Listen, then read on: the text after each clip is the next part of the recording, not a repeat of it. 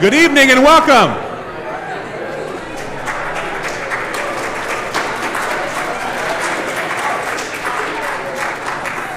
I'm Jim Hamilton. I'm not used to tiptoeing up to a microphone, but this is fine. Welcome to Church in the Square for our second in our Music on the Square series. Very excited to be back together.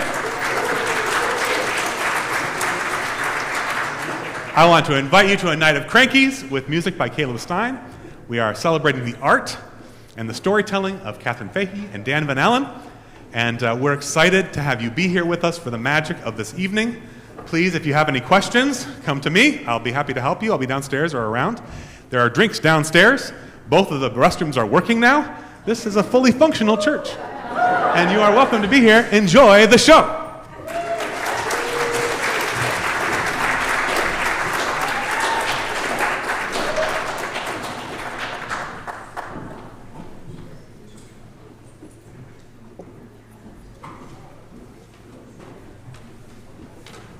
I can't speak to the bathrooms, but the bar is great.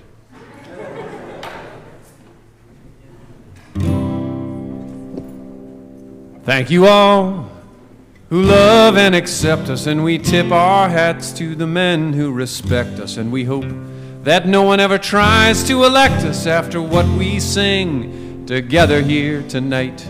Thank you all for braving the elements, forgiving our faults and ignoring the elephants, for recognizing truth shines brighter than our governments. We'll hold fast together here tonight. Thank you all, you doctors and you lawyers, you rugged Huck Finns, you shifty Tom Sawyers. Thank you, enemies and ego destroyers. You've taught us and you've brought us all together here tonight. Thank you all who love and accept us, and we must thank those who seem to reject us, for we know that grace and humor will protect us when we share whiskey for breakfast.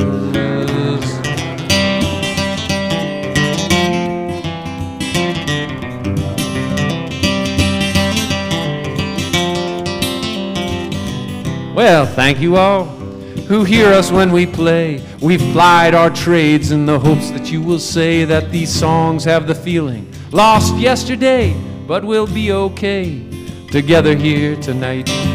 Thank you all, you shiny violins, you trusty guitars, and you happy mandolins, you percussion, you piano, you strings, and you winds. Rise with our voices together here tonight. Thank you all, you painters and poets who come out of the cave and climb back to show us that we're all connected in a universal chorus. So let us sing together here tonight. Thank you all who love and accept us, and we must thank those who seem to reject us, for we know that grace and humor will protect us when we share whiskey for breakfast.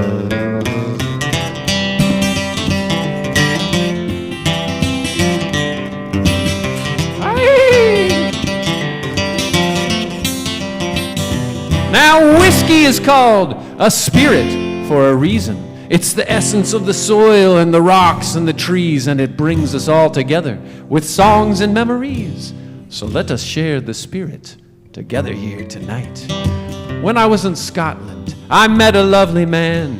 His name was Duncan, and he sang about the land. He poured me a tall glass, called it a wee dram. Let's share a wee dram together here tonight.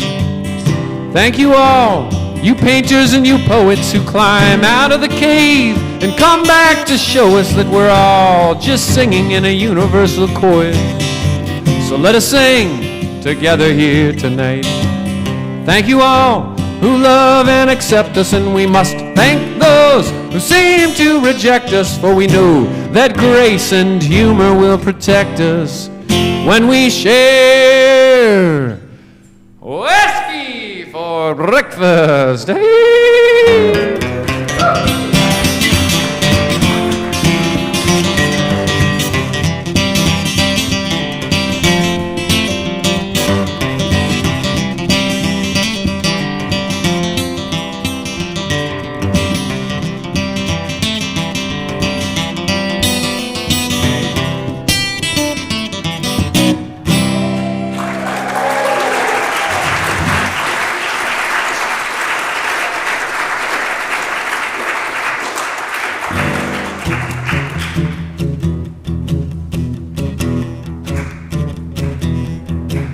I got a loaf of bread and some Lebanon bologna for the long haul out to Arizona. Gonna drive all night, gonna drive all day, gonna tour the world in this here Chevrolet. Quick on the blacktop, easy on the gravel, have guitar will travel. Well, I race with a trucker through half of Missouri, stop in Oklahoma, but I'm kinda in a hurry. I pick up the drummer in Santa Fe and the bass player's there when we pull up to play. It's fun just to watch the story unravel. Have guitar will travel.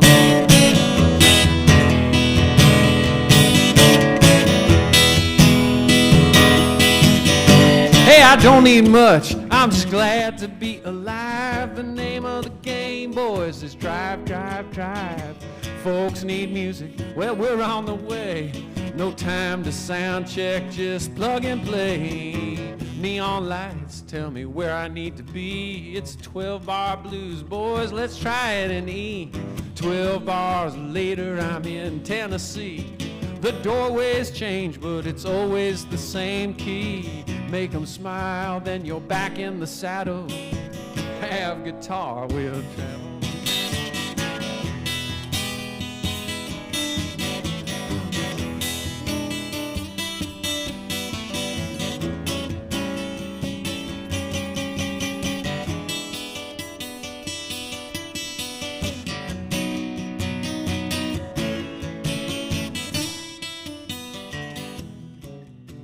The sun's coming up on the highway ahead. It's pushing through the clouds, it's round and red. The morning fog is rolling through the fields, and the interstate's pumping out automobiles. The road is a river, this here's my paddle. Have guitar will travel.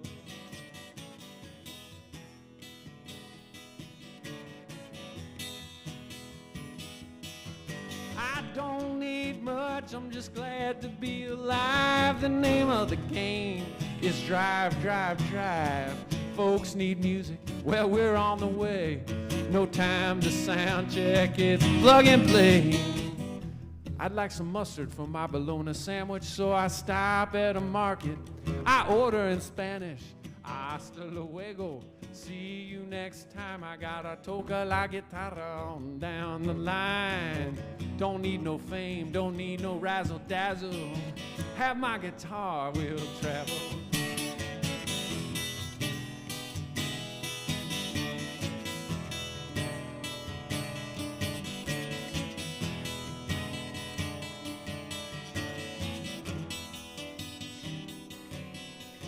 Oh man, I'm getting pulled over.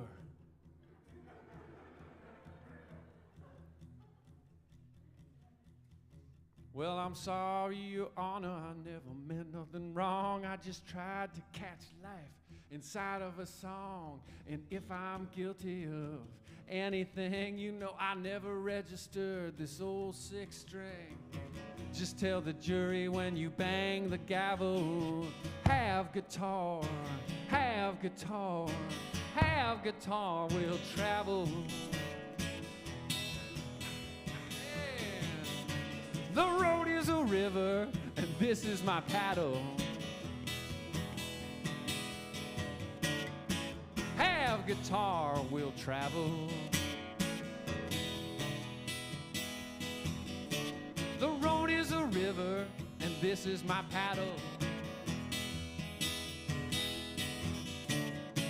Have guitar will travel.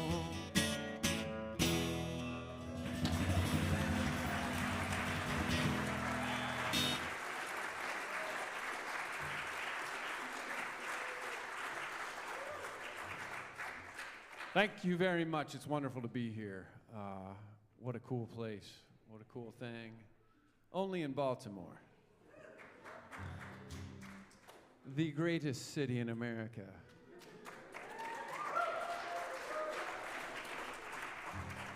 Without a doubt. I mean, seriously, where else would you have rather been the last 2 years? We did pretty damn well. This is a song about watching the world go by from a porch in Remington Avenue.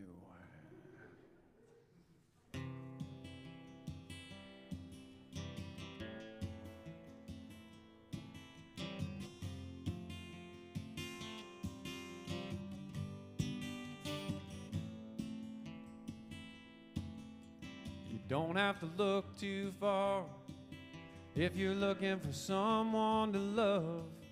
There's a lost dog sign on a telephone pole and a helicopter flying above. Chris rides a wheelie to the top of the hill. It's something he's proud of. You don't have to look too far if you're looking for someone to love.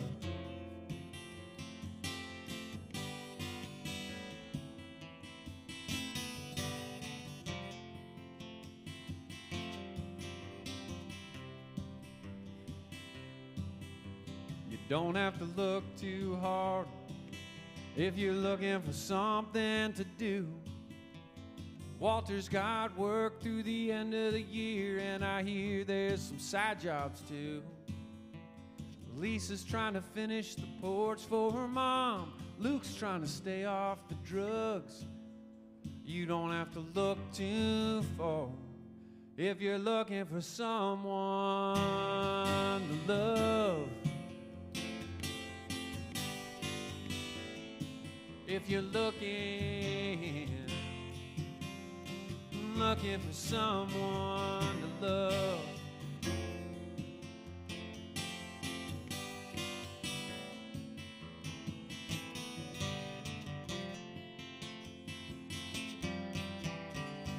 City lights push and pound you. Summer nights nearly drown you. But love ignites all around you.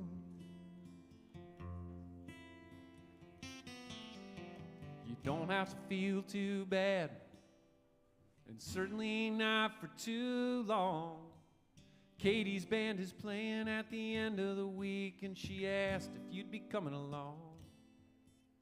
Jake found a kitten in the storm last night. It was hiding in an old leather glove. You don't have to look too far if you're looking for someone to love.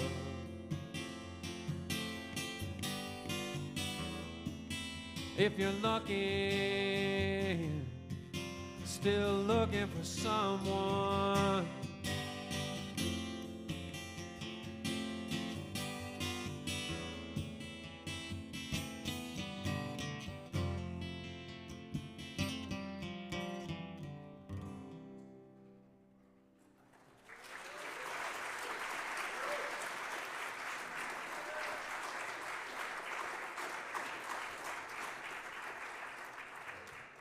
Thanks a lot. Well, I like to think of songs as something mysterious and very commonplace at the same time. I think we're all writing songs. Maybe not. Maybe we all don't know that that's what we're doing. But I like to think of songs as little dandelion seeds that are floating around, and the trick is recognizing it and catching it and planting it. You know, songs can be a fragment of conversation. They can be something that rattles around in your head for a while, or they can be something that sort of appears from the divine ether, shall we say, you know. And the joy of it is once you start to tune into it, you start to get these little things and these little transmissions, and it's a real cool thing to work on. If you're a lazy songwriter like myself, the best route is to dream the song. It's great. You let the subconscious do the work, but the tough part is waking up and remembering it. So, you know, you have to have some notebooks nearby and a guitar. This next song, if it helps you at all, in the dream, a mid-'90s era Wilco was playing this song. It's,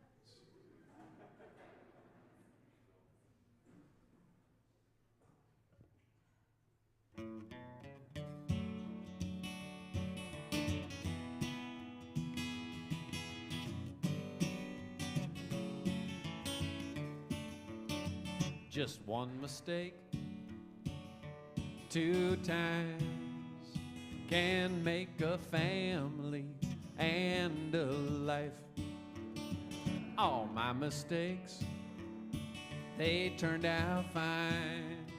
I love my children and my wife. Last thing I knew, I was a single buck, going nowhere, totally stuck. I met a girl and had some luck, a one-night stand, and I was struck by Cupid's arrow. Now I'm on the straight and narrow. Just one mistake, 2 times can make a family and a life. All my mistakes, they turned out fine. I love my children and my wife. Well, the girl turned out to be totally cool. She barely noticed that I was a fool. We got an apartment by a school, and we raised our daughter up like a jewel. Then we had another, whoops, now she's got a brother. All my mistakes, they turned out fine. I love my children and my wife. Maybe mistakes have what it takes to help create our life.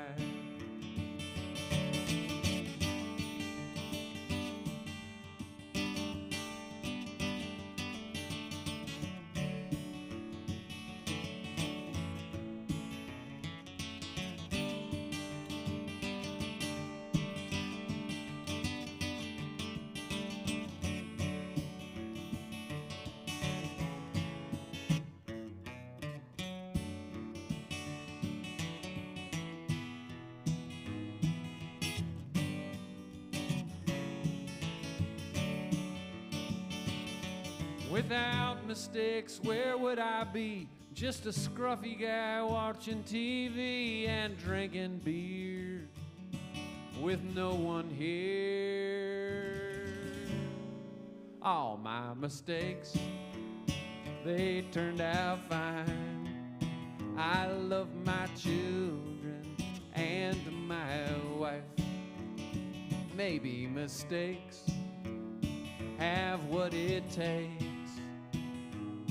to help create our lives, to help create our lives. I love my children and their hamster and our 3 dogs and that stray cat and my wife.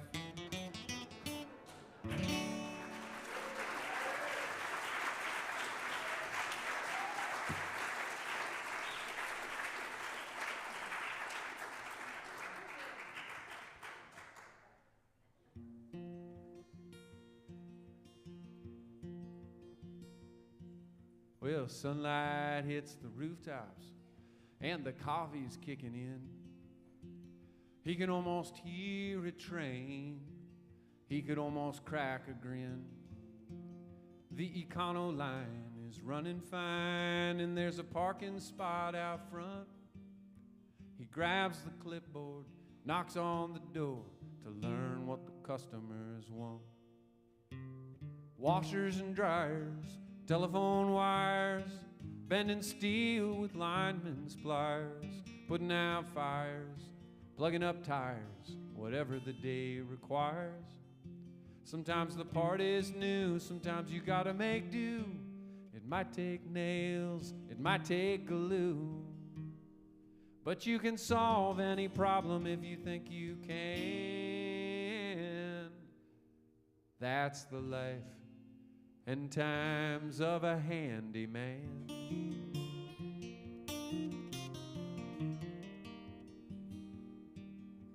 A tired woman opens the door. Her kitchen sink is broken. Her kids run round the table and she offers him a smoke. He waves it off, unclogs the J-trap, whistling at the day. He's quickly done and says maybe next time when she tries to pay. Washers and dryers, telephone wires, bending steel with linemen's pliers, putting out fires, plugging up tires, whatever the day requires. Sometimes the part is new, sometimes you gotta make do. It might take nails, man, it might take glue. But you can solve any problem if you think you can. That's the life and times of a handyman.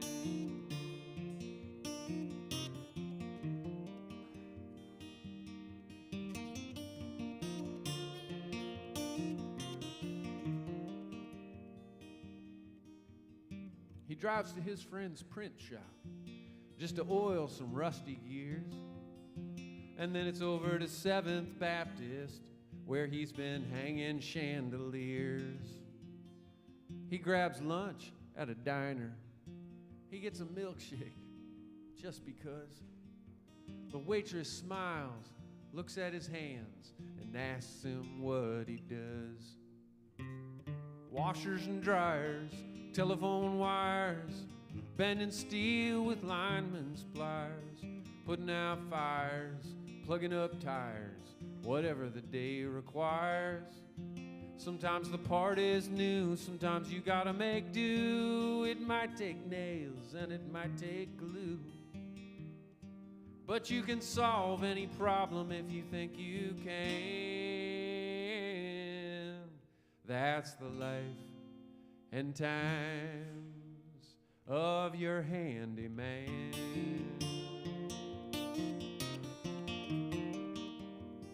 He's your handyman.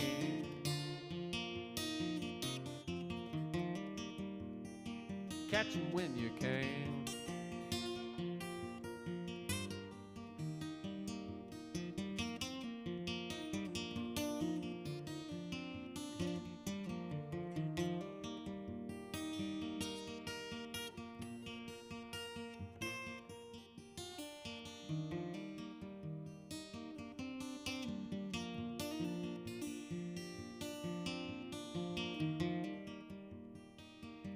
Handyman.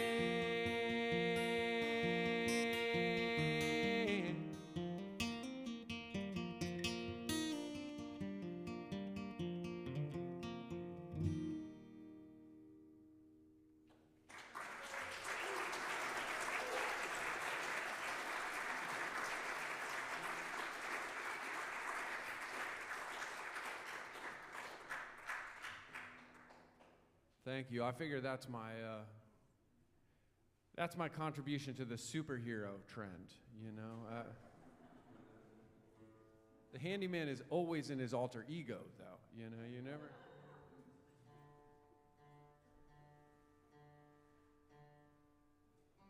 Isn't that the way, though? Most superheroes never get noticed.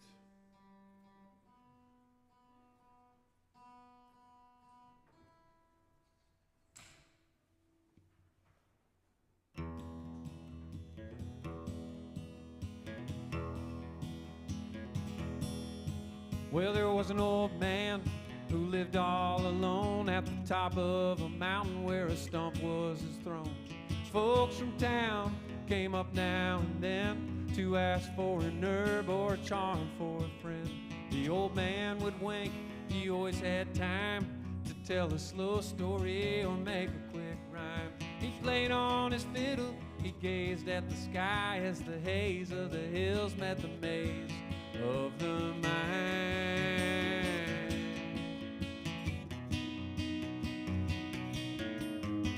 Then came a day when a girl in the town was stricken by a fever that shackled her down. Her father brought the old man down to her bed. He took one look and quietly said, "I'll need the use of your fastest horse." So they saddled up Joe and he was quickly on course. He rode through the fields and all through the night as the shooting stars.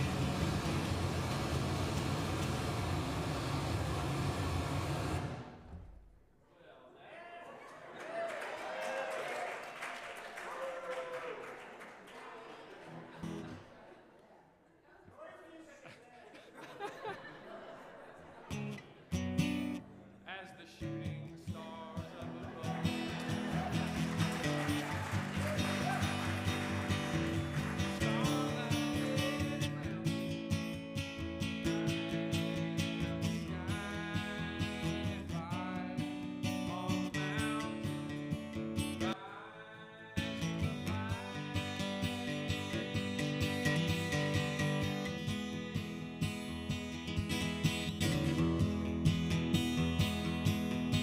Well, the girl in town began to turn white. Her breath came right over slow as light.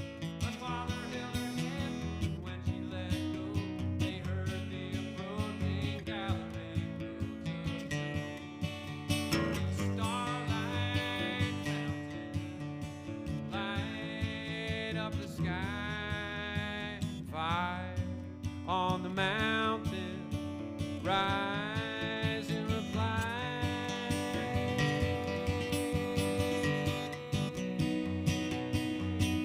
Well, the old man burst in with a plant on his hips. He crumbled the leaves onto the girl's lips.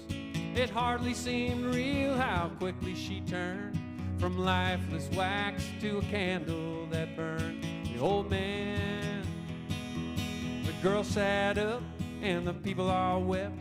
She asked for some water, then she peacefully slept. Her father embraced that tired old man. To properly thank you, I don't know how I can. The old man just winked as he turned to go. Just double the oats for that good old mare Joe. Starlight fountain, light up the sky. Fire on the mountain, rise in reply. Starlight fountain, light up the sky. Fire on the mountain, rise in reply.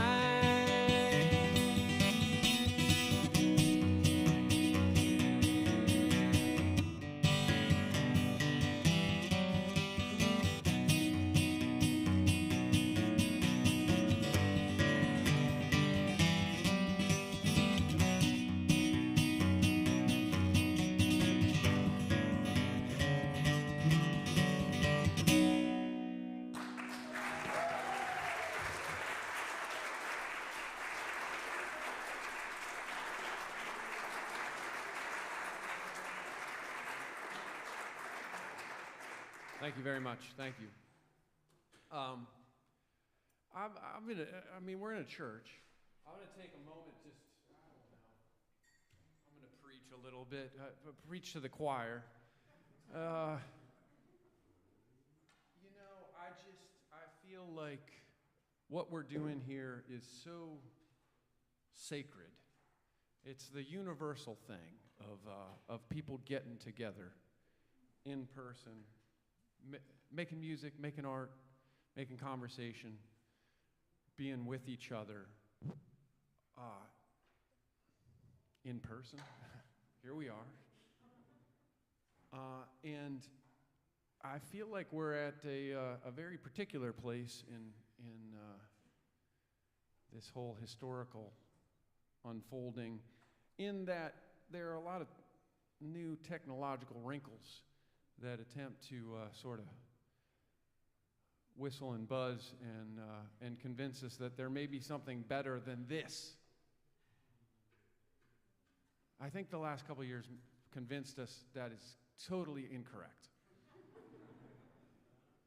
That is totally incorrect. There's nothing that can replace this. There's nothing that can replace the duality of the individual experience, the deeply personal, that you must access alone.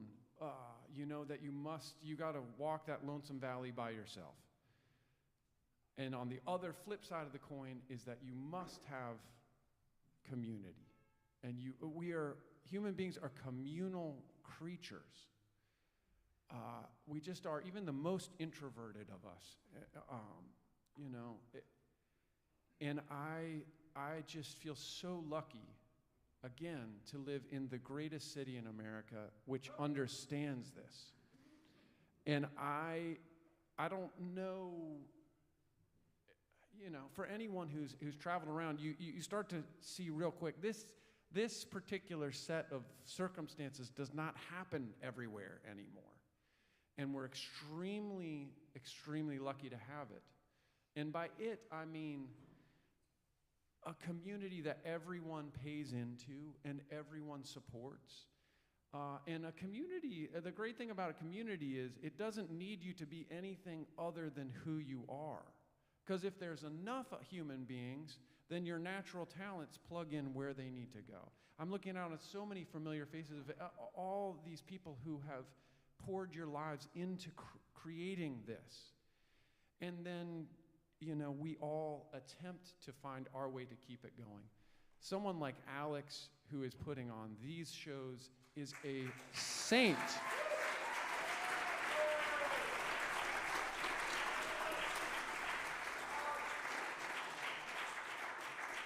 Just another link in the chain of keeping it going. And I just wanted to take a moment to acknowledge the thing, the essence, which is what we're doing and what you're all doing, and to say thank you, everyone, for being here, and keep going. And let's continue to make this a priority, because there's going to be a lot of things that are going to attempt to convince us and sell us on there being some other better reality. There is not. There is not.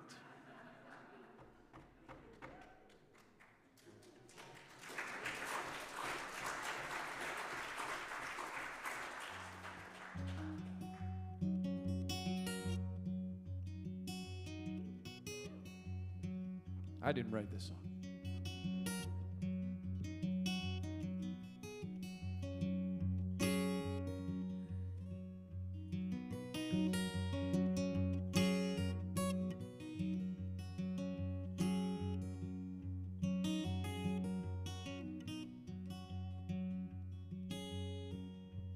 When I go by Baltimore, need no carpet on my floor, come along. Go with me, we'll go down to Galilee. Green, green, rocky road, promenade and green. Tell me, who do you love? Tell me, who do you love? See that crow up in the sky? He don't walk, no, he just fly. He don't walk, he don't run, flap his wings into the sun. Green, green, rocky road, promenade and green.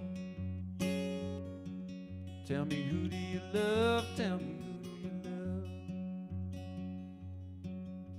Little Miss Jackie on the wall, don't you holler, don't you call, don't you walk, don't you run. When I say here, won't you come?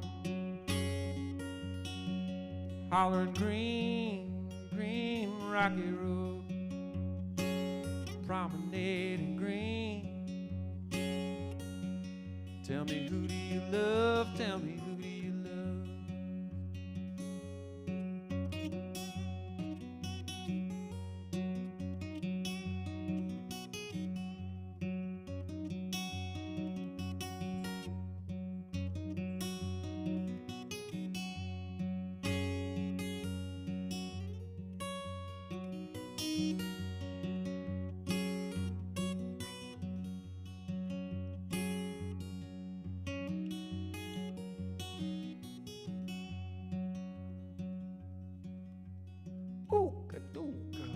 So the cracker does your mama. Chew tobacco if your mama chew tobacco well. Ooka dooka, soda cracker, yeah. Crying green, green, rocky road. Promenading green.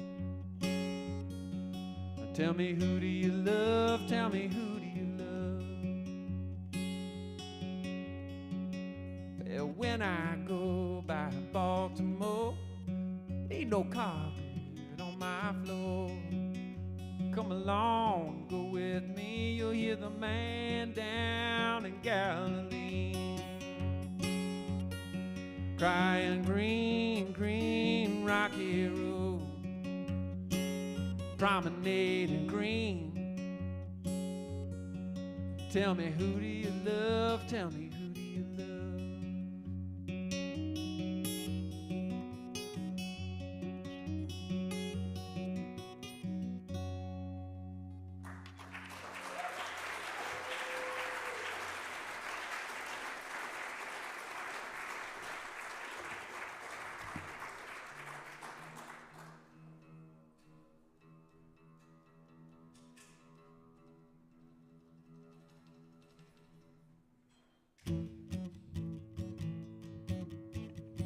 Well, we live in the best of times and the worst of times.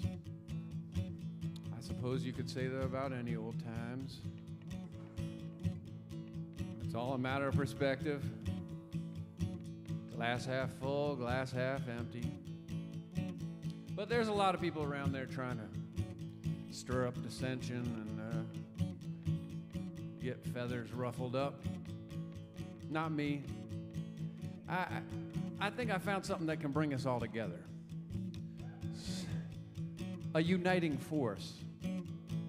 It's something I feel passionate about. I'm eating butter. I'm eating cheese.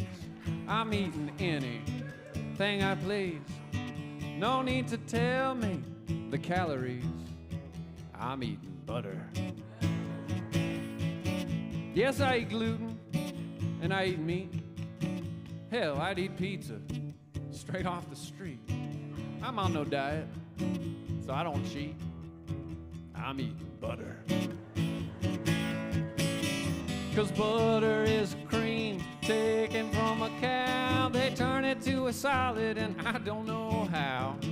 Butter my pecans, put butter on my toast. But butter in my belly is the butter I like most. I'm eating butter, I'm eating jam, I'm eating bacon, bacon from ham. No turkey bacon, no thank you ma'am. I'm eating butter.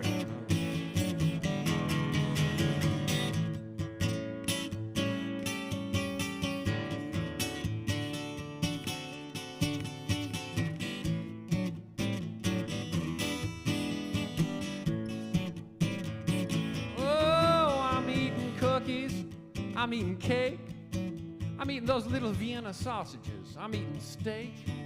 I eat those things to take a break from eating butter. Yes, 'cause butter is cream taken from a cow. They turn it to a solid and I don't know how. Butter my pecans, put butter on my toast. But butter in my belly is the butter I like most. I'm eating butter, I'm eating cheese, I'm eating anything I please. No need to tell me the calories. I'm eating butter. So pass the biscuits and hold the peas. I'm eating butter. Brought to you by the U.S. Dairy Council. Make sure you get enough of that butter in your daily diet. You will be happier, especially in cookie form. Cookies are a great butter delivery mechanism. Oh boy, oh boy. It's my hit. That is my hit. And I'm happy. I'm happy to have a hit. I'm gonna tell you. I'll be dead. On my gravestone, it will say, "He ate butter." Hundreds of songs written. He ate butter. It's good. I mean, why not? Hey, I got a call and response song. It requires a little audience participation. How do you feel about that? I think we'll do that, and then maybe I'll get a bass player up here. It's very obvious where the call and response is, but you'll know.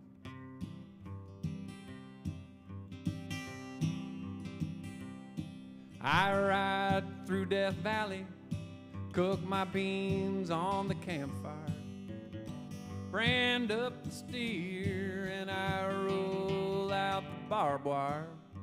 Sometimes I play the guitar, sometimes I play the fool, but everywhere I ramble round, I try to play it cool. I'll play it cool. Play it cool. My friend, this is my golden rule. When the temperature starts rising, there's just one thing to do. Don't worry, don't hurry, and play it cool. There's a certain kind of donkey who always likes to buck. He'll hem and haw and flap his jaw and cry about his luck. Sister, if you are the cowgirl who's stuck riding on such mule, stay calm, ride on and play it cool. Well, play it cool. I'll play it cool. My friends, this is my golden rule. When the tempers start to rising, there's just one thing to do. Stay calm, ride on, and play it cool. My friends, welcome to the clubhouse. You got a cold Lone Star in your hand. There's Steve McQueen, and there's a young James Dean, and there's the Miles Davis Band. Lucinda and Hank Williams are here, laughing and playing pool. The only cost of entry is you've got to play it cool. Play it cool. I play it cool. My friends, this is my golden rule. When the temperature starts rising, there's just one thing to do. Don't worry, don't hurry, ride on, stay calm, hold still, take a chill and play it cool.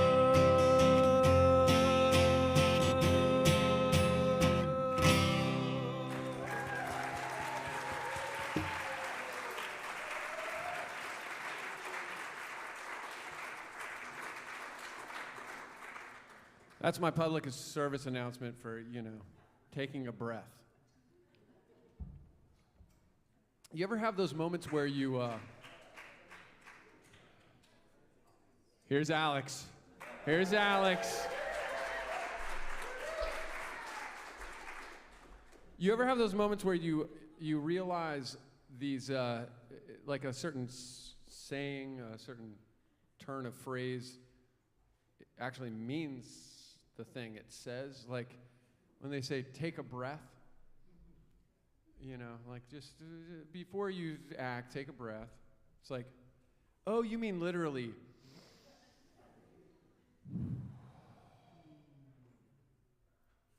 Oh, that's nice. Oh, you mean to take a breath. I thought it was a metaphor of like, okay, just think for a second. No, it means take a breath. Alex Lacquement on bass.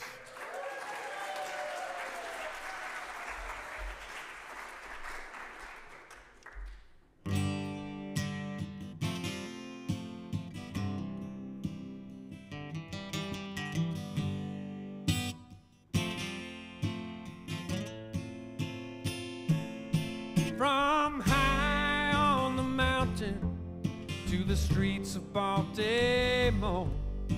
An angel always lit their path as they searched for something more. They came with their fiddles, their kettles, and their prayers, learning everything they could and sharing what was theirs.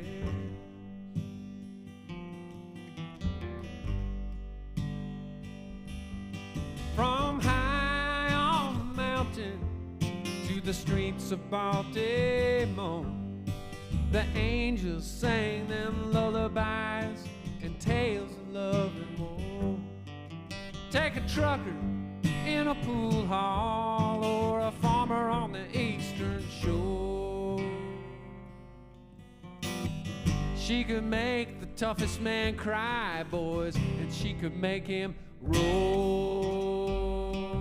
And they'll be yelling her name when she walks in, shaking her hand, asking about kin, screaming for songs that their mama sang, ordering shots to ease the pain. But it all goes quiet when she hits the stage, and there's a holy glow in the smoky haze. When angels sing, we know for sure, no matter how hard the time,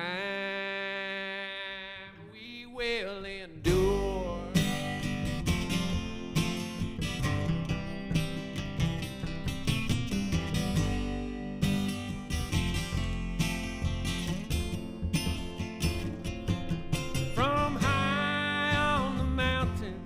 She walks the streets of Baltimore. She's drawn to every bar with music, and she pauses at the door. Hear the banjo of Walt Hensley, hear the Stony Mountain Boy. Hear a big old lady with a big old heart singing, I've endured. And they'll be yelling her name when she walks in, shaking her hand, asking about kin, screaming for songs that their mama sang, ordering shots to ease the pain. But it all goes quiet when she hits the stage. There's a holy glow in the smoky haze. When angels sing, we know for sure, no matter how hard the time, we will endure.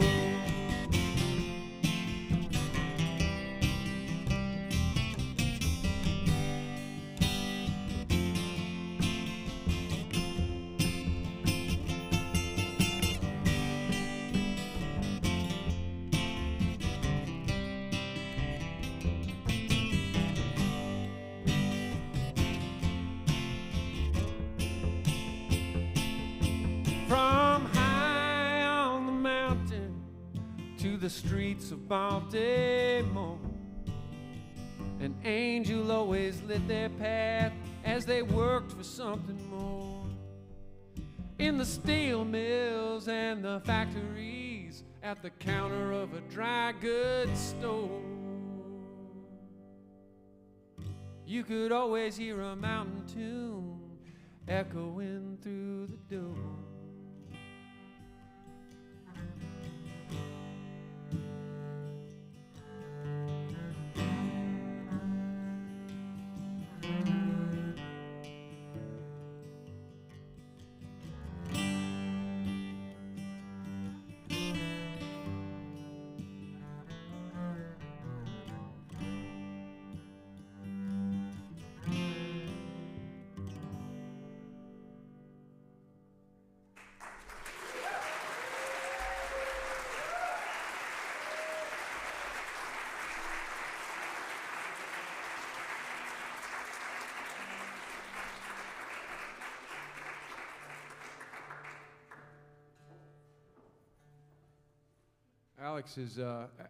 Alex has really been the spearhead for this whole Music on the Square series, and we did one last month, which was an incredible collaboration of Americana bluegrass, traditional Irish music called Across the Harbor, which was quite fun. Next month is Letitia Van Zandt right? Yeah.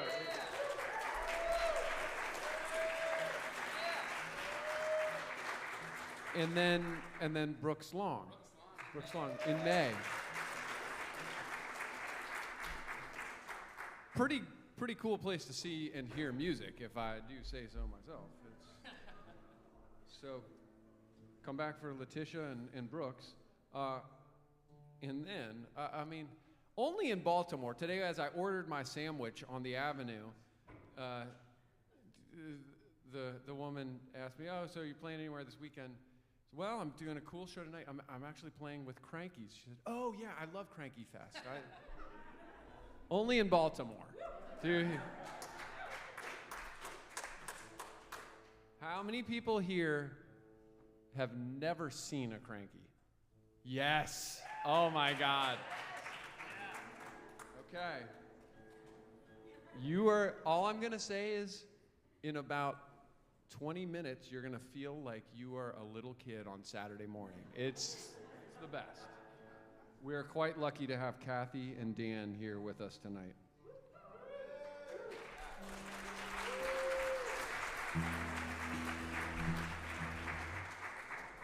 I'm gonna play a couple more here.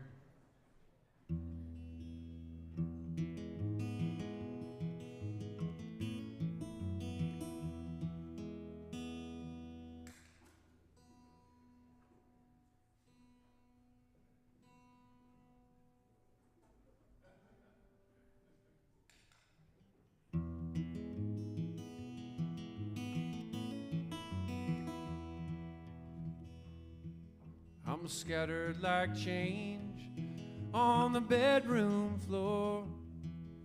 My nerves are shot and my sight is poor. I'm folded like a sweater in the bottom drawer. I guess my service isn't needed anymore.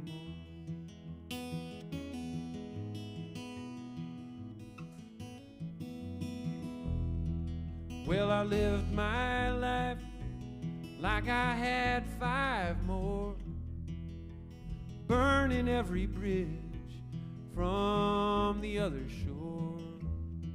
In any rust-built city I could give the tour, but that service isn't needed anymore.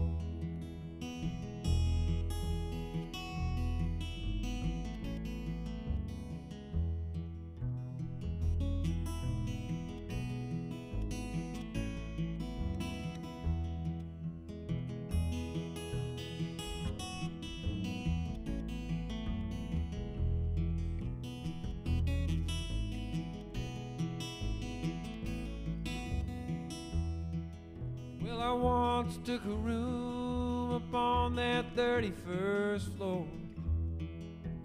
Hips did sway and the wine did pour, but something about the way that she closed that door said my service wasn't needed.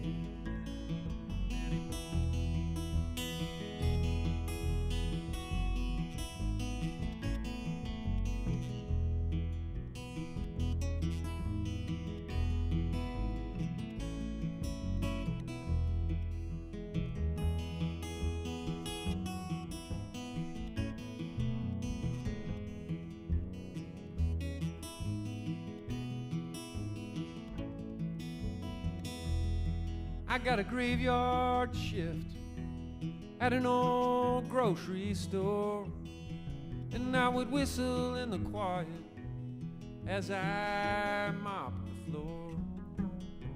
But something went missing from that register drawer, and my service wasn't needed anymore.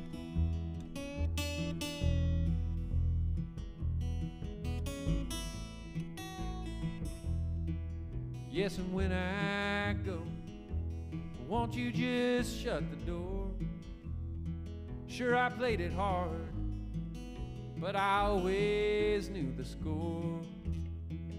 Just say Here lies a broken down troubadour whose service isn't needed anymore. No, my service won't be needed.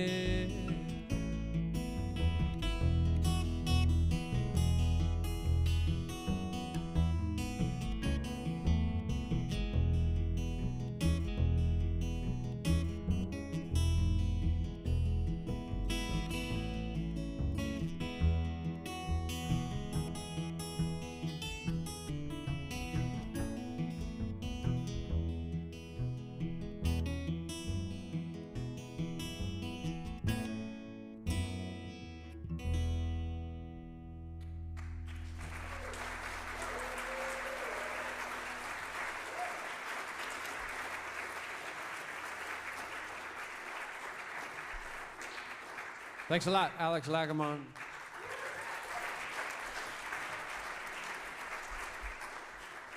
Thank you all for being here. Wonderful to see you all. I'm going to play one more. Got CDs back there in that suitcase. $10. Throw it in the Campbell soup can. We'll take a quick break after I play, and then we'll have some crankies.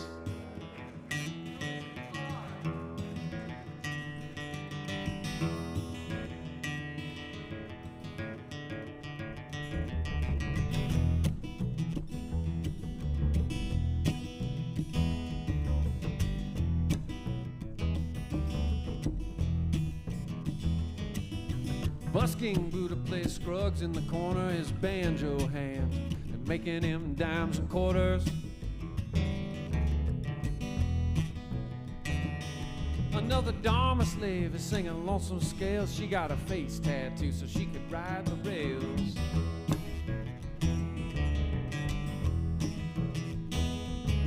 A cop rolls by with a helmet and a gun. He's dreaming of retirement in the California sun.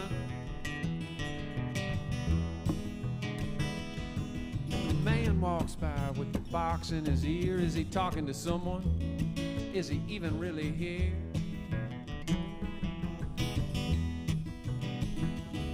And there's a pudgy old woman. No one seems to notice the once she looked finer than a Japanese lotus.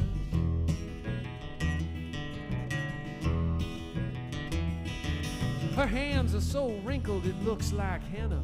I'm picking this all up on my juniper antenna.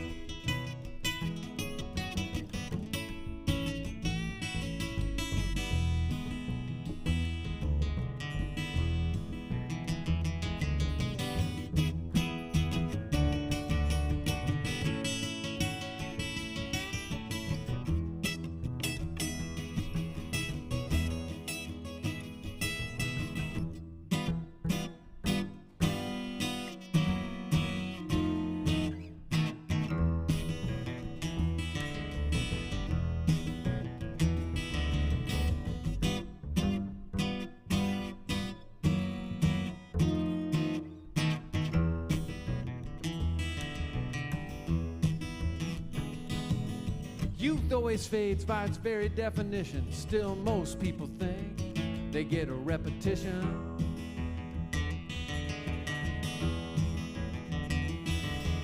Freedom is a luxury hard to come across, and if you ever find it, you're gonna have to be your own boss. There's no one in the tower, there's no one in the hall. Perhaps I was mistaken when I placed this call.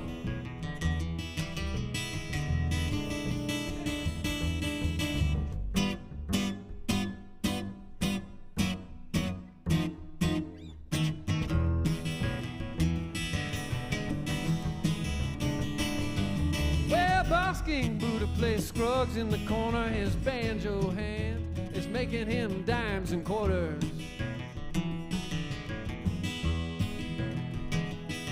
Another Dharma slave is singing Lonesome Scales. She got a face tattoo so she could ride the rails.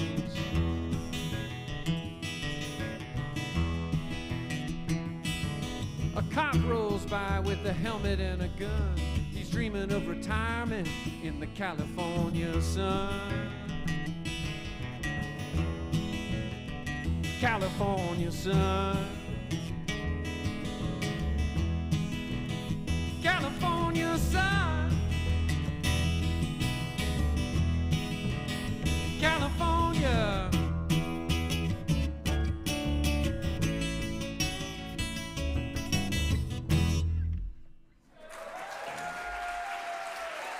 Thank you all.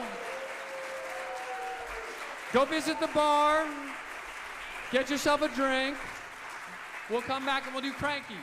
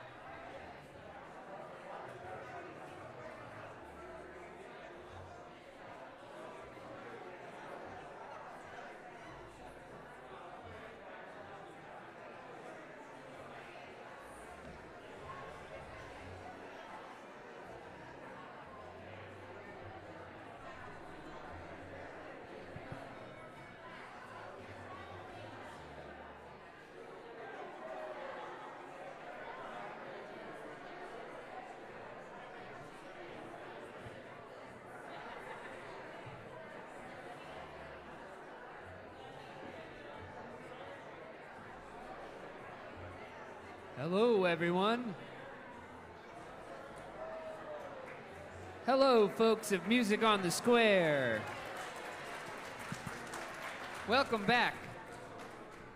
My name is Alex Lacquement, and no, thank you.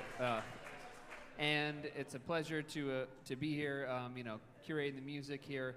It's such a beautiful space, and I couldn't think of a better trio of performers for the night. And just so grateful to see so many faces. So please come back again on April 8th for Letitia Van Sant, and also in May for Brooks Long. And we're going to hope to keep music going here for a long time because this is a beautiful space. So a big shout out to Jim, Amy, Sarah, Vaughn, and everybody. This series happens because there are so many people invested in making music here. There are so many people beyond the people I listed. So please give a big hand to all those folks. All right, now you're in for a great treat. Please give an even bigger hand to Katherine Fahey and Dan Van Allen.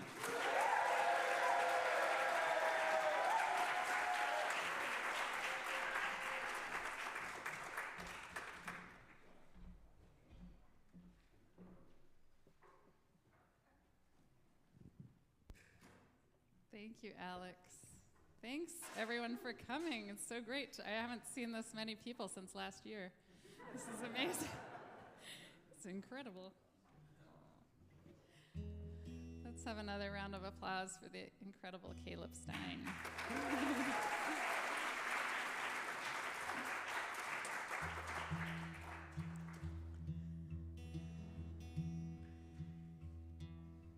And thinking about this evening like a night of storytelling, Caleb tells his stories in song, and I tell my stories with crankies. So this story is very, very special one. It's a story of my friend Robin Reed, who grew up not too far from here, and in the 60s. We call it between Monument and Munford. Those are the streets she lived near. And they're her childhood memories of her neighborhood here and the Arabers in her neighborhood. Does anyone not know what an Araber is? Someone doesn't. It's really dark in here. So an Araber is a horse cart vendor. They sell produce from horse-drawn wagons in Baltimore City. We're the only city in the U.S. that still has horse cart vendors. Yes, you can cheer. And Dan Van Allen, my partner who's back here, he helped start the Araber Preservation Society. And we have an Araber stable behind our house. So we have sort of a personal connection with that community. But this is our friend Robin's story.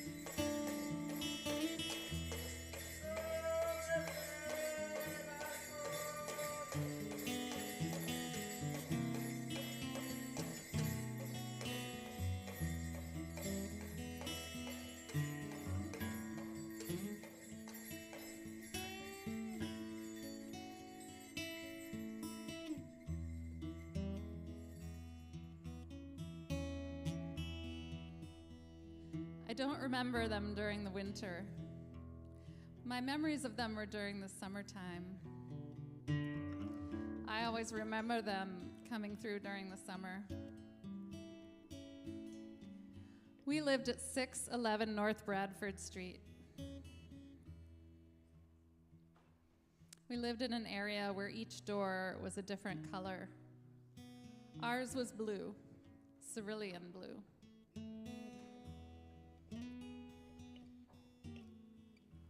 I remember waking up to their calls. It was a funny, haunting sound. The sound of their voices would bounce off the wall of the school I went to, which was across the street from my house. If I were outside, I'd be on the stoop like everybody else. But mostly I was in that window I wasn't supposed to be in. We were always hanging out of those windows, literally. Our bellies pressed against the sill, our legs swinging up. I can just hear him now telling us, "Get out of the window. Stop hanging out of the window." But if we were in those windows, we'd be watching from above, and you could see them coming down the street. I can see them now even more. Intense sunlight, empty echo, dramatic shadows. That's what I think of them when I remember them coming down the street. I remember color, more than anything with them. The colors red and yellow mostly. And of course, I remember the fruit.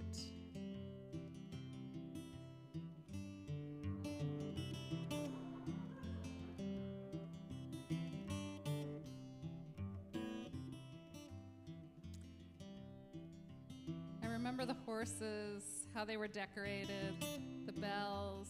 They were like fairy tale. And some of the horses had those funky plumes on top of their head. They were like waterfalls. But I was a little afraid of them too, afraid of the noise. Our street was narrow, so the sounds would echo louder, the clomping of the horses and the hollers.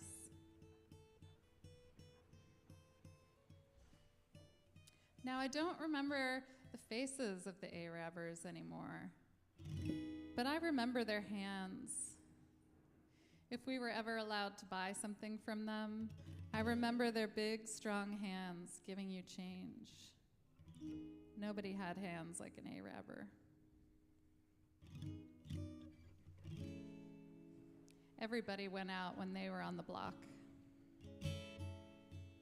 It was more important than the ice cream man. You heard the bells, the calls, the horse clomping, that haunting echo coming down the street, and you knew you were going to get something good. Now, I was just a kid, but I recognized how they brought everybody out, and they talked to them, and everybody talked to each other. There was a warmth about it for certain, you know?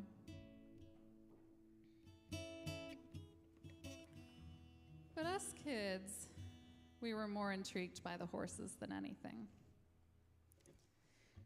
We looked forward to times when we were allowed to ride the horses. It was 25 cents, 50 with a Polaroid. The one time I got to ride, it was my uncle who paid for it. He was my favorite uncle. Now, I wasn't a fearful kid, but I was terrified. They lifted us up and put us on. I remember riding the length of our block from Monument to McElderry Street. I galloped up and down. Now that was an accomplishment.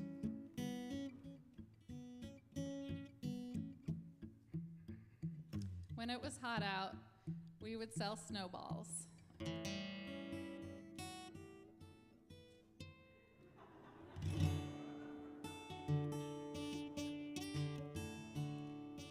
We would watch them make brooms down at the broom factory. I remember how they wrapped the wire around the brooms.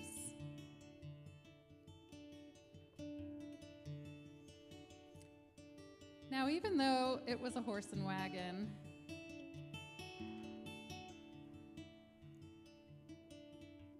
a lot of kids associated them with Santa because of the bells. And they were magical, you know, they were very otherworldly. They belonged, but they didn't belong. They were such a part of the neighborhood, the community, and everything. but yeah, they were Santa. Tropical Santa. They were a beautiful necessity.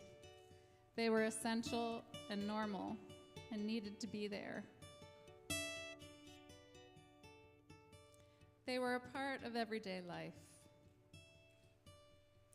And they were definitely more fun than the supermarket.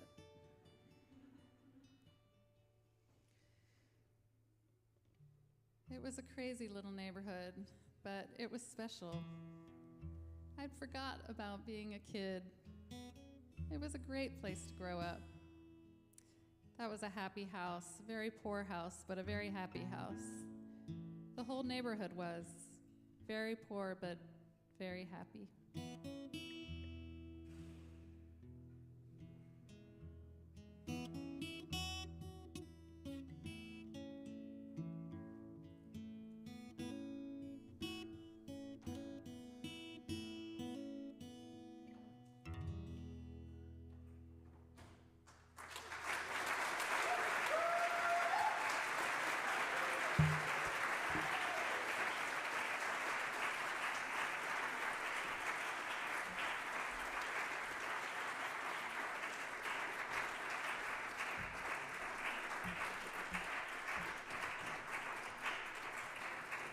Thank you very much.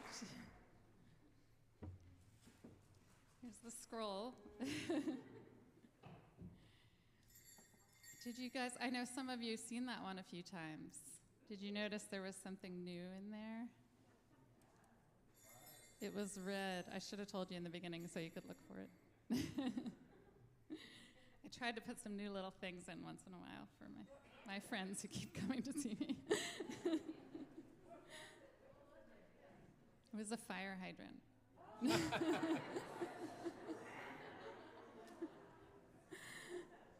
Really excited about that fire hydrant.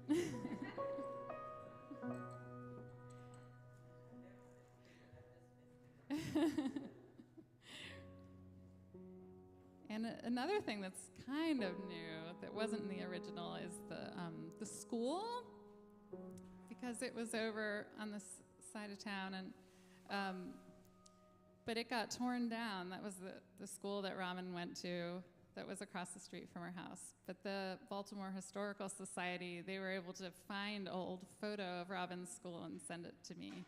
So I was able to put the school in there.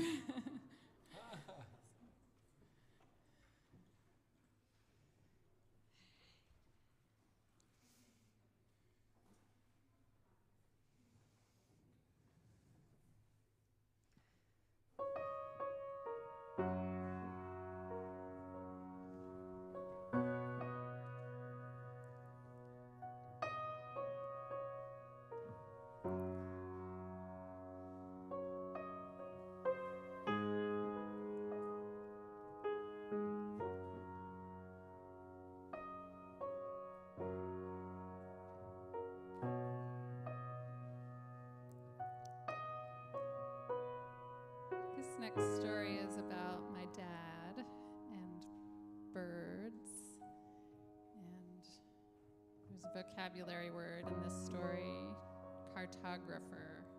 Who knows what a cartographer is? Yes, can you tell the audience? How about you?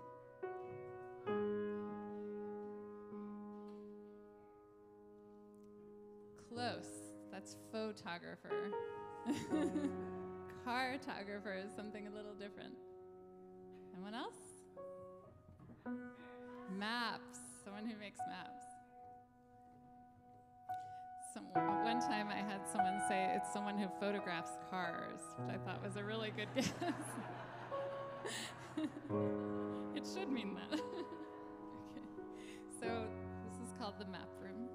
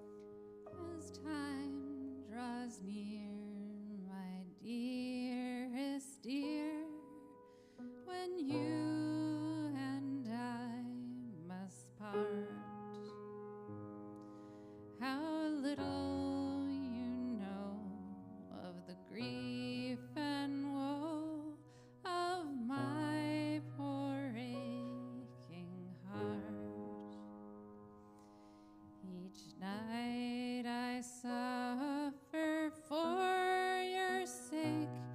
You're the one I love so dear. I wish that I was going with you, or you were staying here.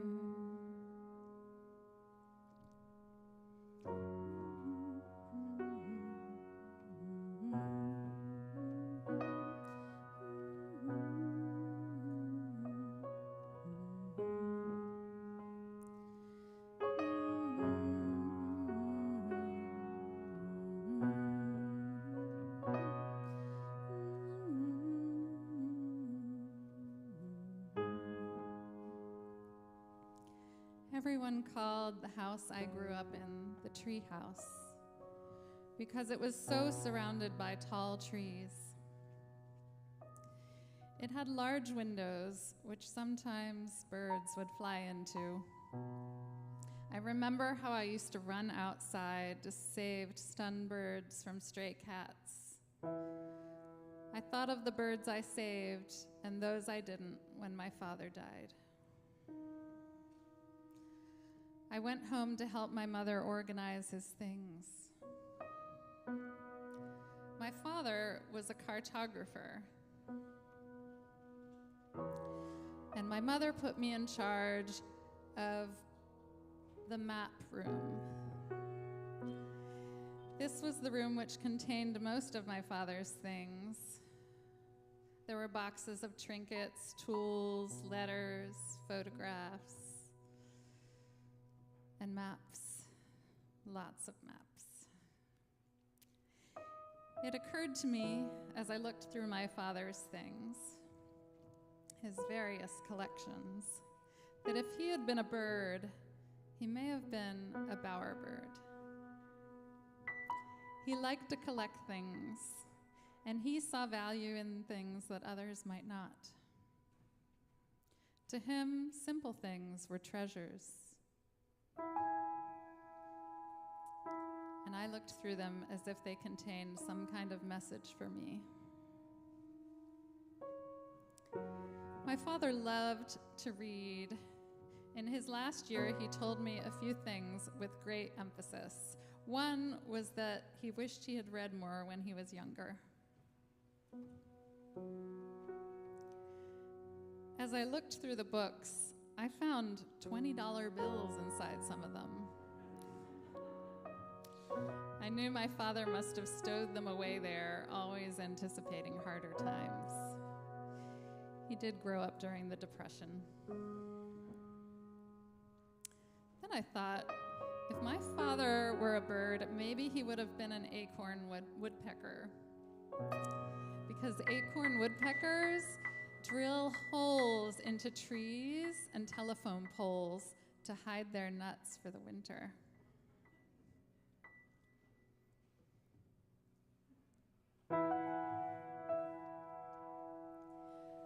Among the books, the largest, thickest volume was about birds. My father loved nature. I carefully took it down from the shelf and began to flip through it. I read about all kinds of birds. I read about the Arctic tern, the farthest migrating bird, a tiny creature who crosses the whole planet every year, traversing oceans, winds, and storms.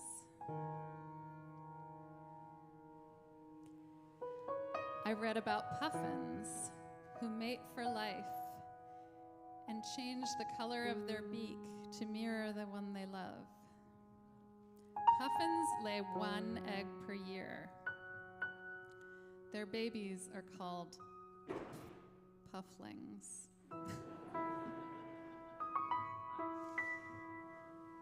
Then I finally came to the pigeon, the commonest of birds. I read about how they navigate using the magnetic fields of the earth. traveling vast distances, but always finding their way back home. I finally decided this was the bird my father would have been. A poor boy from New York who managed to become a cartographer, mapping places never mapped before, flying all around the world, but always landing back at home.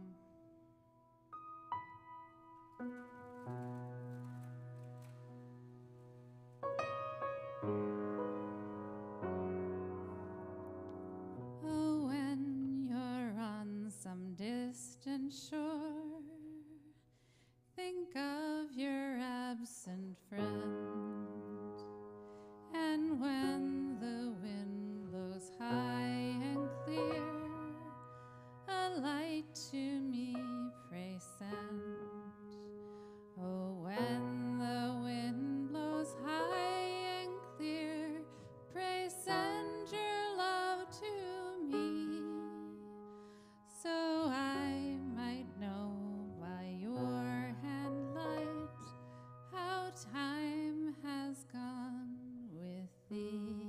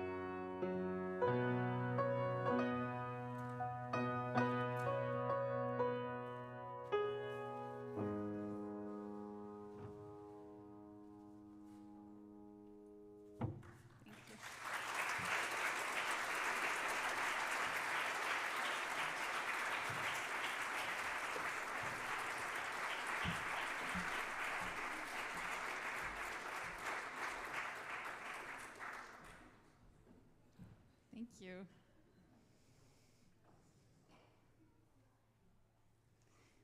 Is there nothing that Caleb Stine cannot do? I don't know if I've ever heard him play the piano before tonight. Possibly maybe hit wrong notes in the key of D. We got together once to rehearse. He didn't bring a keyboard or anything. He just listened. And then, even though he'd never played the song before, he just started playing it immediately on his guitar. I was like, wow. Yeah, you can clap.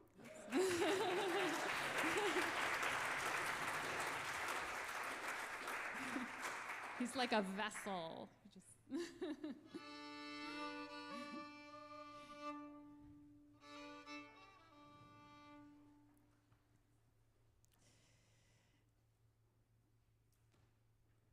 So we all have our stories, and we're sharing some of our favorite stories with you tonight. And who knows why one story becomes a song or a cranky and another song doesn't. I mean, there are stories I tell all the time that I haven't made a cranky about, but I love them. Like when Amy's sole of her shoe melted off her foot when we were in the Grand Canyon, and like Caleb took the strap like from out of his pants, like the drawstring, that's the word. He's the wordsmith, not me. And he like lashed the sole of her shoe back onto her boot, and we made it out of there almost until the other one fell off. Almost until the other one fell off. And then we were like, what are we gonna do? And then from below us in the Grand Canyon, we heard this very vigorous singing, and this group of young men, Boy Scouts, showed up, and they're like, how can we help? And did they have duct tape, or what did they, I don't know. They had new shoes tape for her. They had her size. They had duct tape, and they said, never leave home without duct tape. And they taped her shoes up, and it was like the hottest day of the year.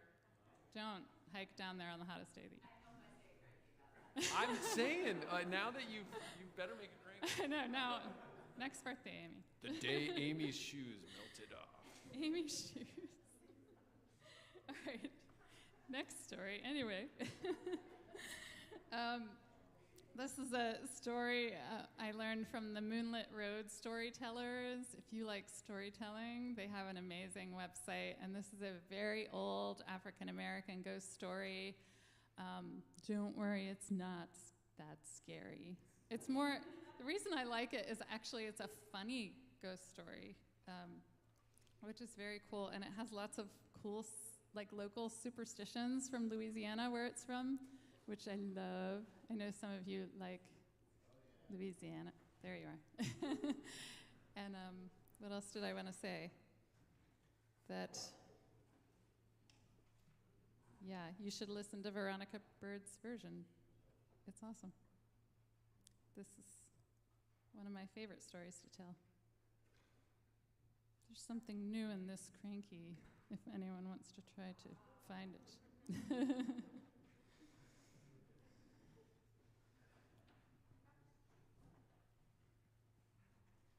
Would anyone like to read the title?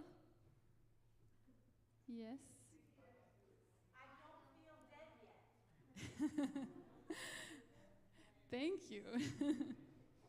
And how's he looking?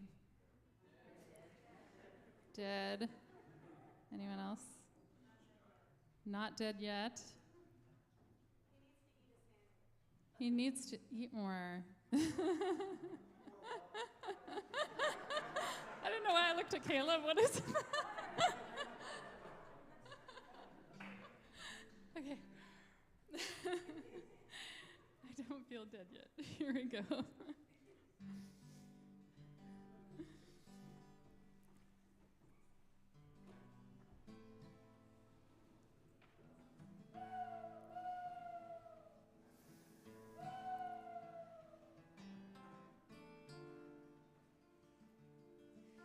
One morning, in a small shack deep within a Louisiana swamp, Sister Jones awoke with a start. She looked at her husband, who was sleeping soundly beside her, and she was a bit uneasy. She was uneasy, for she had dreamed of a beautiful wedding. And she had been taught since the time she was little that to dream of marriage was a sure sign of death. Well, Sister Joan, she laid there and she wondered who would be the one to pass from this earthly life to the next. Would it be she or her husband Cephas? Well, about a week later, she got her answer.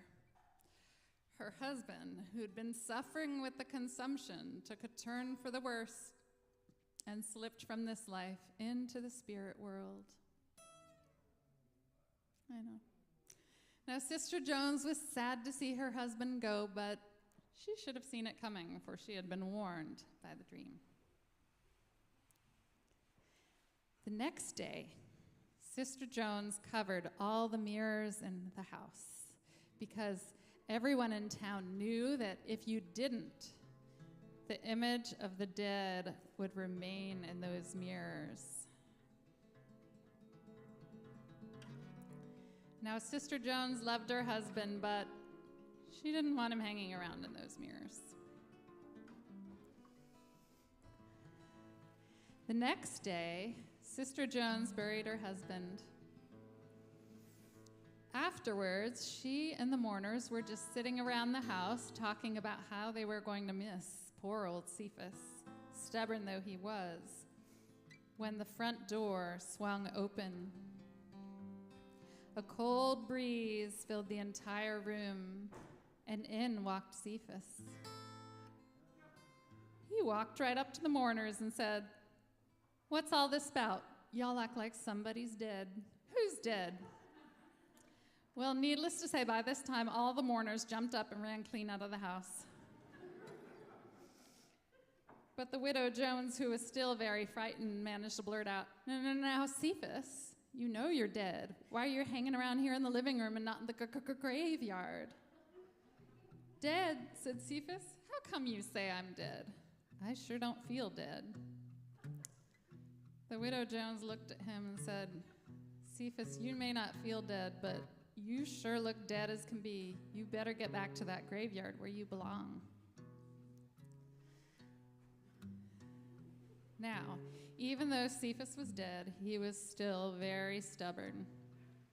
And he moved closer to the fire to warm his cold hands and feet, all the while giving the room an icy chill.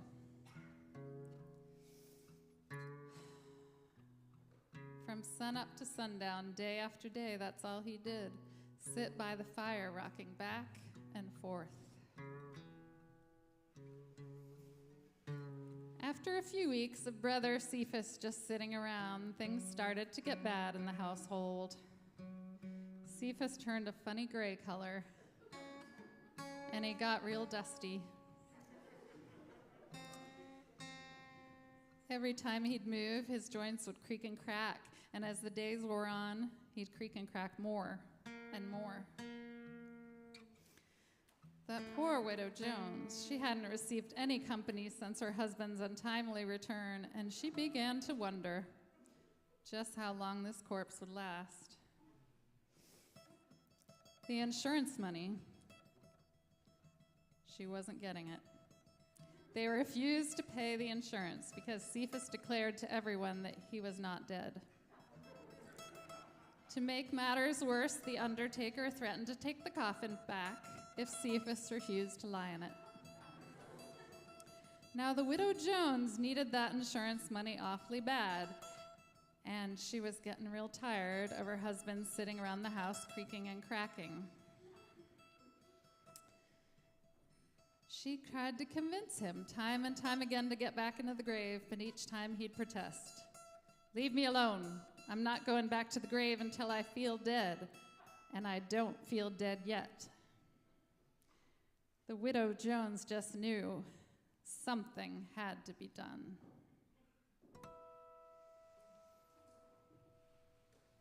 Well, Cephas had been sitting around the house for about a month when one night the best fiddler in town built up enough nerve to go by and visit the widow Jones. He came in and sat on one side of the fire, and Cephas sat on his side, still rocking back and forth, creaking and cracking. They exchanged glances and made small talk, as small as a human and a corpse could make. And after a while, it was obvious the two men were rather uncomfortable. By and by, the Cephas blurted out, all this sitting around is boring. Let's the three of us do something fun. How about some music, brother fiddler? Let's dance and limber up our joints a bit. Well, the fiddler, still getting used to the fact that he was sitting talking to a corpse, got out his fiddle, and he started to play. Oh, when Cephas heard that music, he jumped up, shook himself about, and started buck dancing around the room. Now that's more like it, he hollered as he skipped and pranced about, his old rotten bones creaking and cracking even louder than before.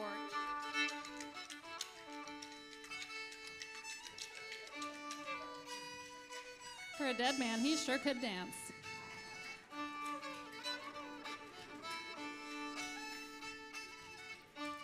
In fact, he danced so hard that a piece of his arm flew loose and fell on the floor. When the fiddler saw that, he stopped playing and said, "Good golly, look at that." But the widow Jones, she grinned at the sight, an idea coming into her head.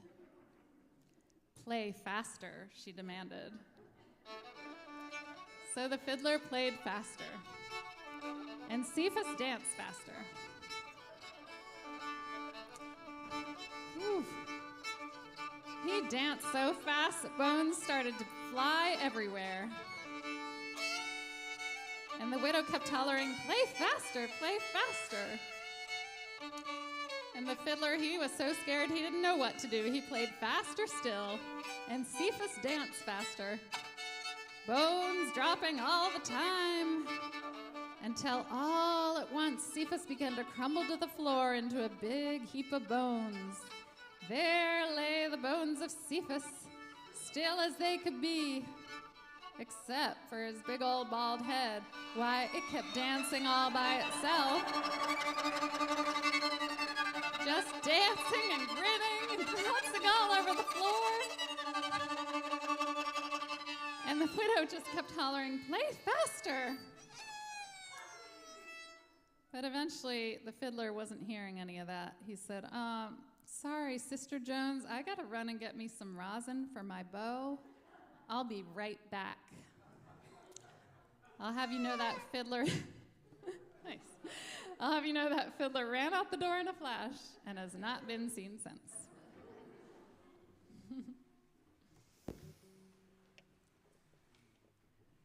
When the music stopped,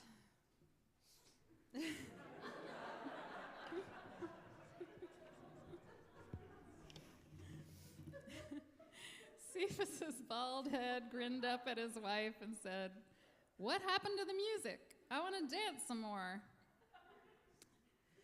Well, the widow simply looked down at the head and she said, "Cephas, the music has stopped, and so have you. You have danced yourself into a big heap of bones, and now it's time for you to go back to the graveyard." Well, Cephas's big old eyes looked around, and he noticed he didn't have a body. So he sighed a big sigh and said, "Okay, wife, I guess I do feel dead now. Go on and take me back to the graveyard." So the widow Jones gathered up all the bones, and she took them back to the graveyard.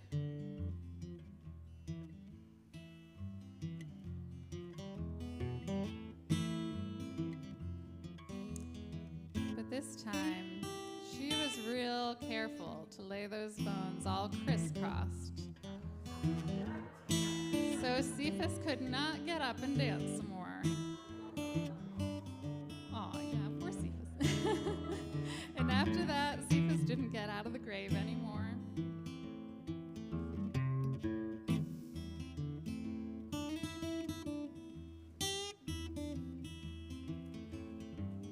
And it is sad to say that the poor widow Jones, she remained a widow the rest of her days. Most folks think it was that dancing head that kept all the men away.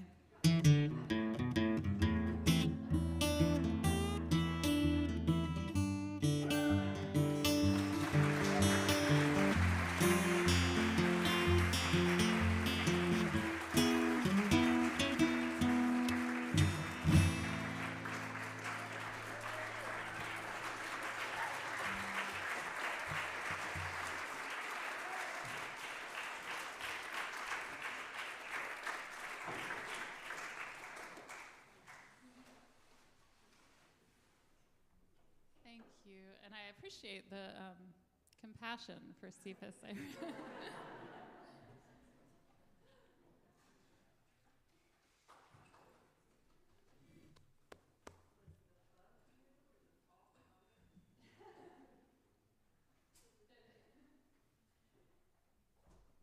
We have a question about what was new. The cicada was new for the cicadas, of course. At the end, we had to put a cicada in there. Did anyone else notice something new? The wallpaper is new to some of you. Probably new to most of you. Yes, that's the newest thing of all. When she puts the bones in the ground, you can see the sky above with the stars and the moon. There was no stars and moon. Good job, Roy. Are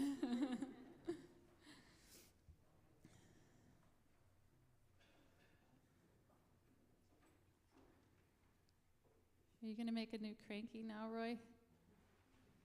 If you were going to make one, what would you make it about? He doesn't know. Okay, get back to us.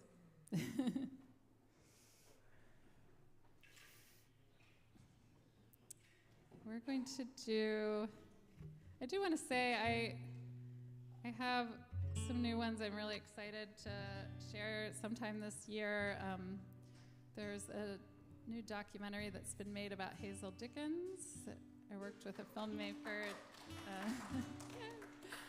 I worked with a filmmaker named Julia Galanka, who's a local filmmaker, and we're in the process of finding a place to screen the movie. And then I will be allowed to perform the crankies.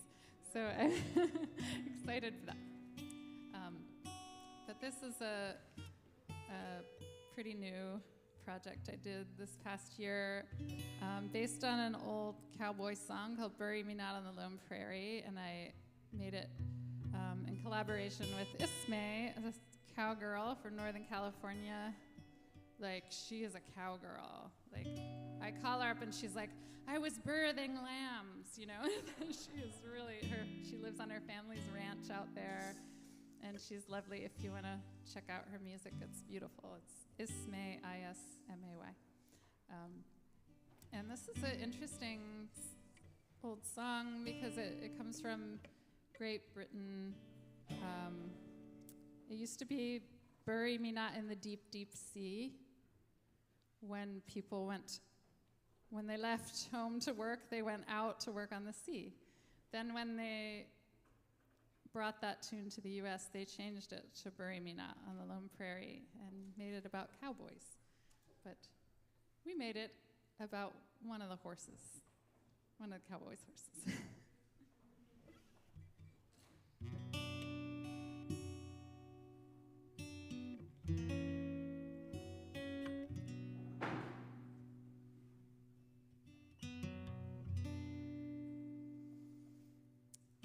I'm going to dedicate this one to anyone who's lost someone they love.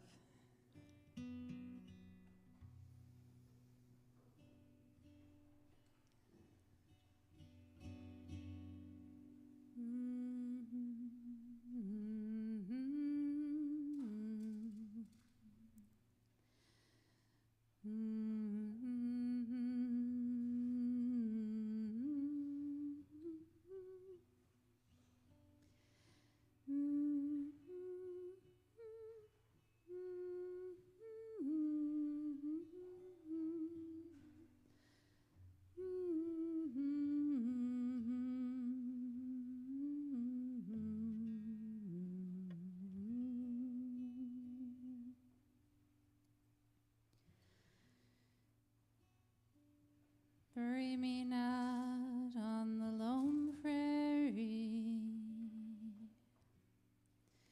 These words came low and mournfully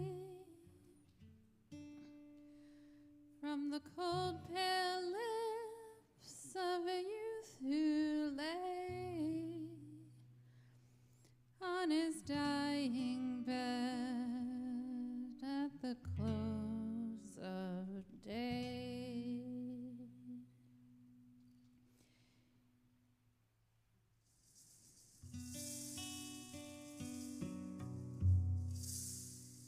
He wasted time till upon his brow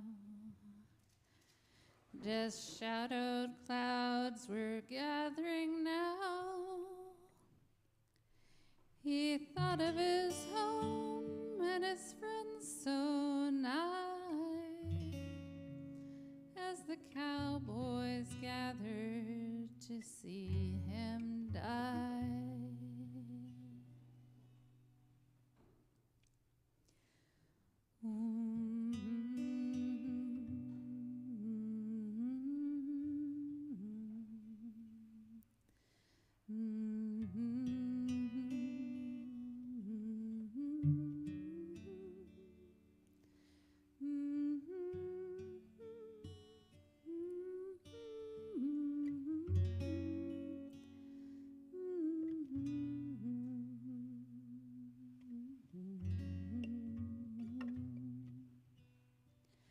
I fancy I'll listen to the well-known word of the free wild wind and the song of birds. He thought of his home and cottonwood flower of the songs he learned in his childhood hour. I often thought I'd be laid when I died by the old churchyard on the green hillside. By the side of my father, let my grave be. Oh, bury me not on the lone prairie. Oh, bury me not on the lone prairie, where wild coyotes may howl o'er me, where the buffalo roam and the winds blow free. Oh, bury me not on the lone prairie.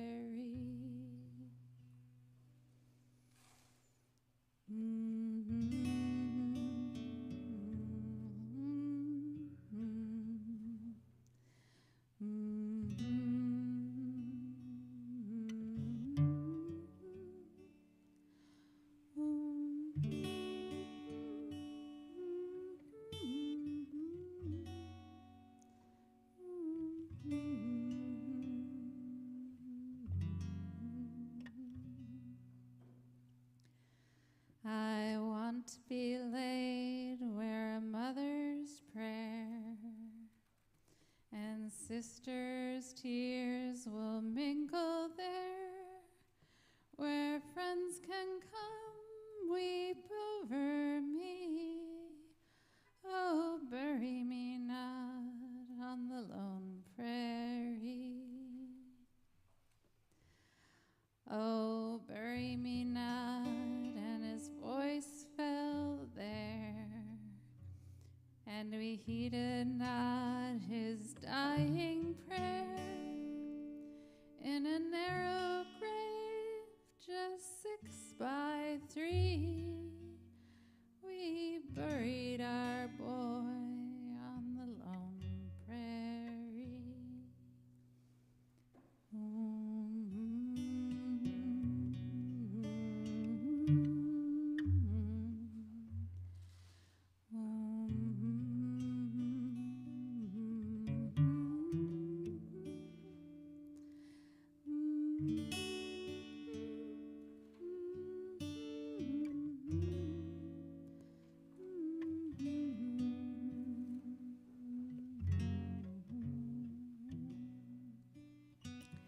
Where the dewdrop fall and the butterfly rest, where the wild blossoms bloom and the buried rest, where the buffalo roam and the winds blow free. Oh, we buried our boy on the lone prairie.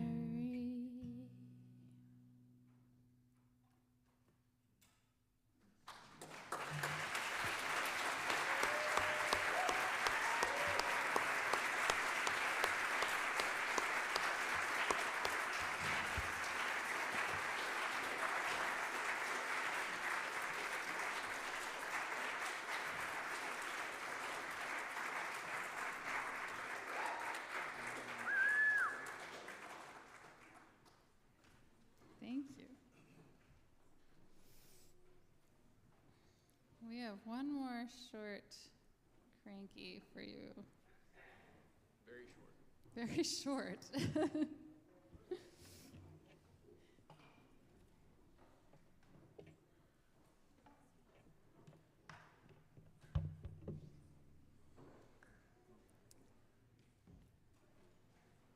Thank you so much for coming tonight. We're just so grateful to be here together.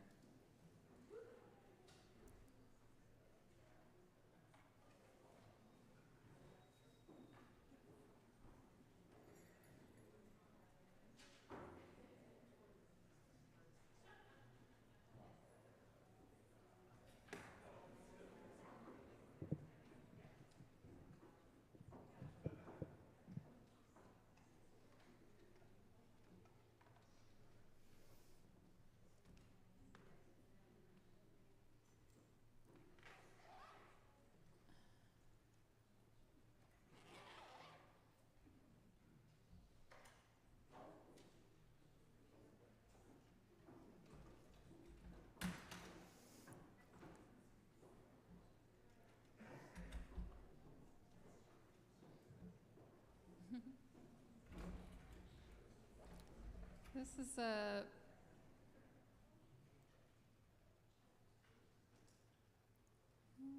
we can put it next to it. We put it next to it, but not behind it. All right, so this is Cranky I made during the pandemic.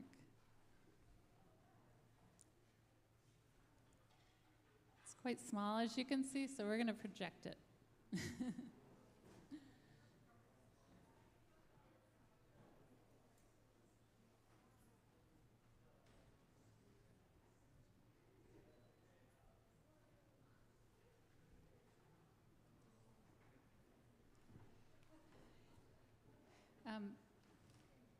Caleb, do you have any announcements? No announcement. Letitia Van Zant, April. We love her. Great storyteller. And the Cranky Festival will be coming up in May, I believe, at the Creative Alliance. So we usually do it in January, but we delayed it, of course.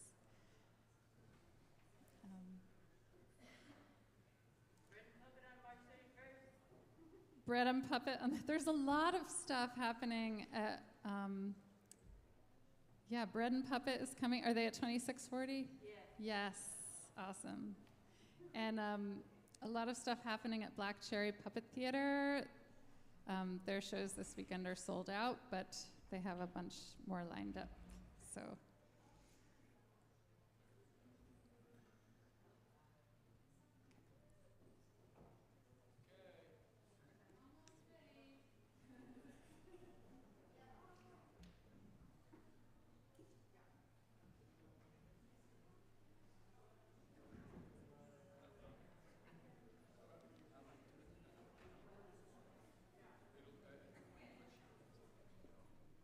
Found a replacement bird. The thing about really tiny shadow puppets is they can get lost. And these are small ones. Like, very small. Okay, this is a Cranky I made during the pandemic. Dan and I, every night, we would make lists of things we were grateful for. And I think that's a great practice to do anytime. And we here have so much to be grateful for tonight, so much wonderful community. Thank you again for coming. And just gratitude. It's just so good for you. And I think it's one of the best ways to honor those who came before us, those who will come after, and those who have less than we do. So, thank you.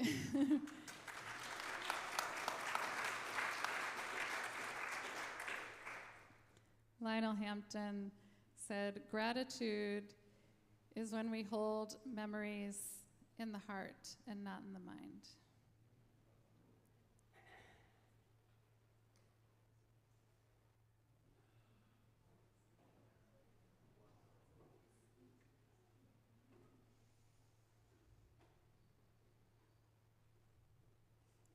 Today, I am grateful for my home, my neighborhood,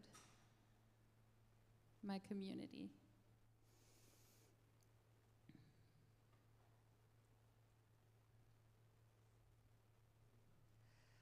I'm grateful for my cat and a good night's sleep.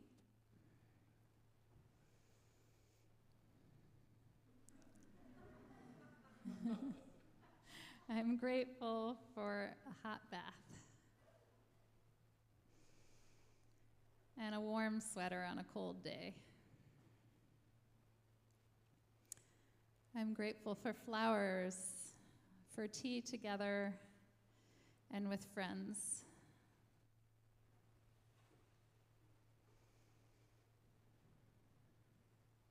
For mending, watching you sew the buttons back on your clothes. I'm grateful for clean laundry. and trips in your Volkswagen bus.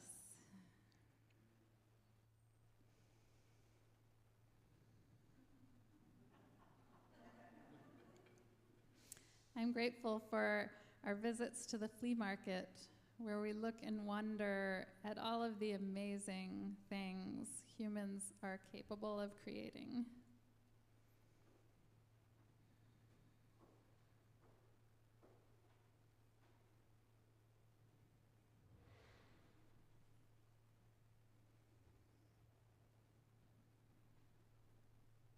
I'm grateful for picnics and things that fly.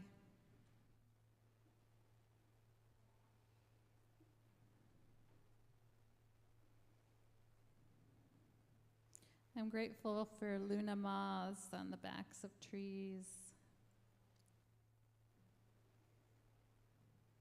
I'm grateful for mushrooms.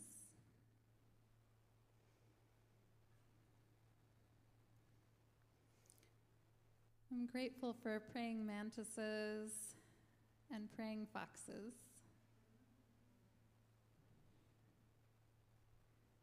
The temporary nature of things.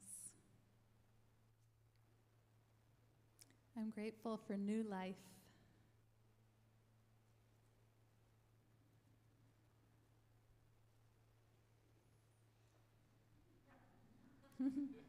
At the end of the day, I'm grateful to be going home with you.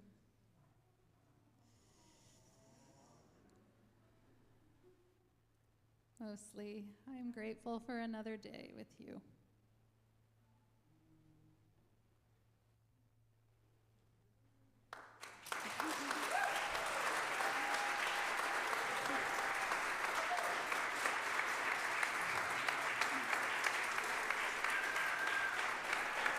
Dan Van Allen, everybody.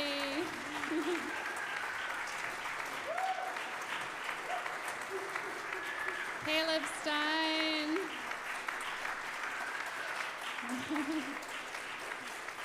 And Katherine Fahey.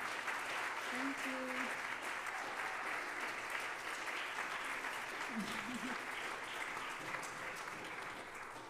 We're so grateful for you all and for Alex as well. And